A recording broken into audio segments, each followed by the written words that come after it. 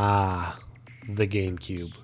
Full of many great games. What the heck is that? Ninja. So what is it? Well, at first glance, boring, unappealing, and generic. I mean, just look at him. This isn't really a great design, in my opinion. He's just kind of a round ninja. But dear viewer, you are correct. Never judge a book by its cover. So let's take a look at how this game actually is. I hate this guy with every fiber of my being. I cannot stand this character, but luckily, he is one piece of the pie, and I don't know how to make pie. So here's a JPEG of one. We have a full game ahead of us, and judging by the title, I think this might be a good one, maybe a great one, or even a fantastic one. But am I lying? Could a YouTuber be unfaithful? Let's find out. Jumping quickly into the game, you're presented with the world map. It works well enough. You run around, go to levels, and that's really it. The only issue I have with the world map is that there aren't really many quick warps between them. For example, if you go from the first level to the very last level, you have to walk all the way there, which can be very annoying at times. But that's really it. It still works fine. You can see the levels and their completion stats in the menu as well if you need to. Stop talking about the boring stuff. Let's go into our first level, which is obviously the tutorial. And the game is pretty simple. You can jump and you can attack. You know, kind of like almost every other platformer out there. Overall, this was a pretty standard level teaching you the basics.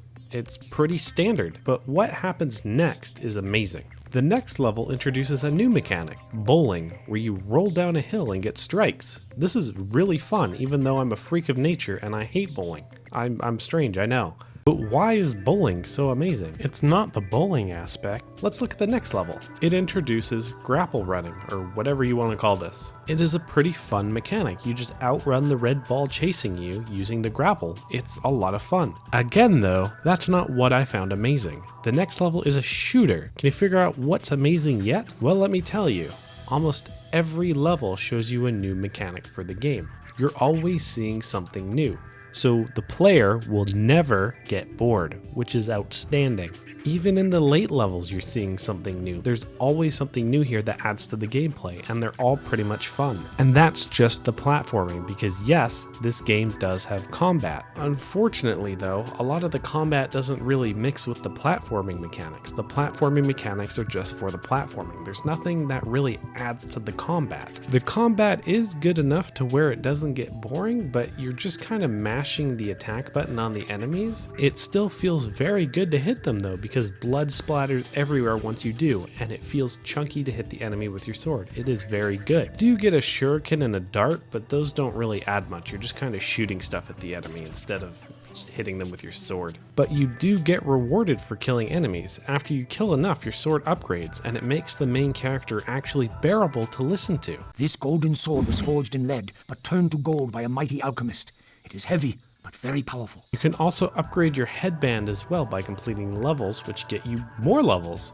The game is very charming. Unfortunately, it is again wasted on...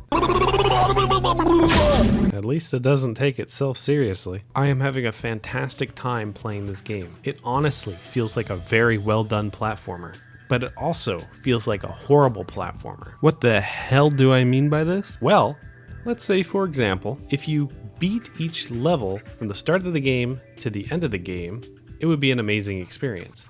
But you can't. Each time you beat a level, as I said before, you get a medal. You need medals to open certain doors. Think Mario 64 star doors. If you beat every level only once, you won't have enough medals to open the boss doors, so you have to repeat the levels. But when you repeat a level, it has a twist to it. Sometimes it's just a time trial, which is totally fine, but other times it's collect all the coins or defeat all the robots. Those make me feel like I'm doing the exact same level again, with a more annoying catch instead of it being a fun catch. Especially if it's the red coins, for example, because if you miss even one, you have to constantly walk through the whole level again just to look for that one coin you missed. And sometimes these levels are long, so I just don't want to do it.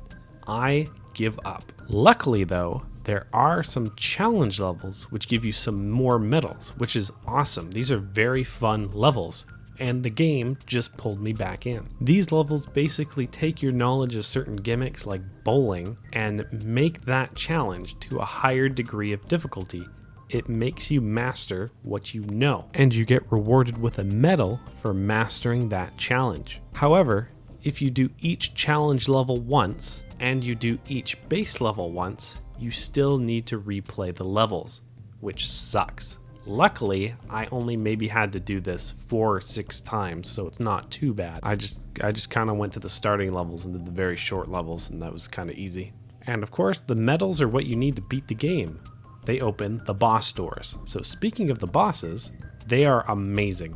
The first boss is a mech fight, which is kind of like Punch-Out, where you weave and control the hands to punch. The second boss is a shooting level where you're in a spaceship and you have to shoot the boss while avoiding his projectiles. The third boss is where you shoot him and avoid his attacks, but this time it's in first person? I'm just kidding around, this boss was cool as well. The fourth boss is a cool as hell wizard, probably one of my favorite designs as well. He uses the power of the elements he controls, and he will do everything in his power to defeat you. Lava, wind, anything he can use, he will. And then for the final boss... What the hell happened? This game is fantastic, but it is plagued with 3 main issues. The final boss is horrible, the repeating levels can suck, and the main character, which I guess also counts as the story, is kinda horrible. It doesn't take itself seriously, but it's still horrible.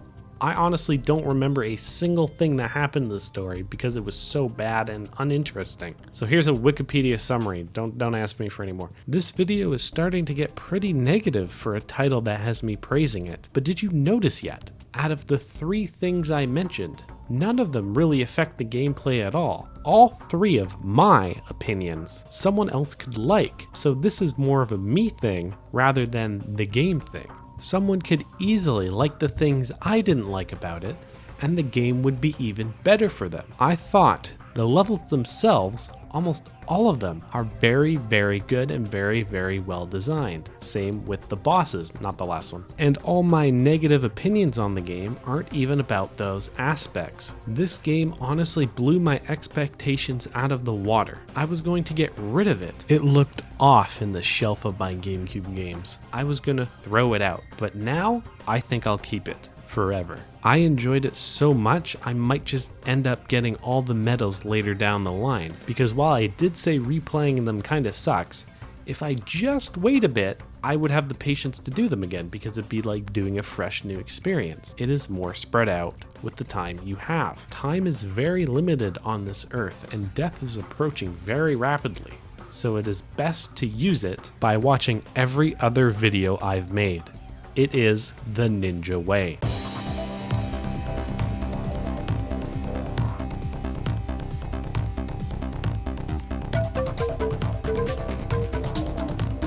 I can't believe I forgot the music as well. It's just so amazing. There isn't a single bad soundtrack in this game.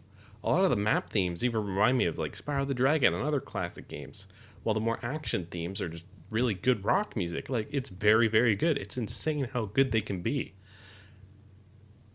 Yeah, I agree too, Aaron. That's totally rude. What the fuck is your problem? The video's over. Get the hell out of here.